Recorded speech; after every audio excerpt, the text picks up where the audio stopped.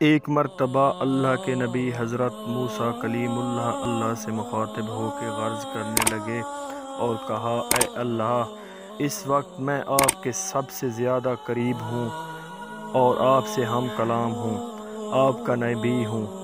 لیکن کیا مجھ سے زیادہ بھی آپ کے قریب کوئی ہوگا؟ تو بس اللہ نے فرمایا، اے موسیٰ، یاد رکھنا جب آخری پیغمبر اور میرے محبوب حضرت محمد صلی اللہ علیہ وسلم تبلیغ حق کے لیے زمین پر آئیں گے اور ان کی امت رمضان کے مہینے میں میرے لیے روزہ رکھے گی، بھوکا رہے گی، اور جب افطاری کا وقت قریب آئے گا ان کی زبان خشک ہونے لگے گی، بھوک ان کو ستانے لگے گی، اس وقت وہ سب سے زیادہ میرے قریب ہوں گے۔ اے موسیٰ، تمہارے اور میرے درمیان 70 پردوں کا فاصلہ ہے، لیکن اس وقت جب میرے محبوب کی امت میرے لیے پورا دن بھوکا رہ کے افطار کرنے بیٹھے گی،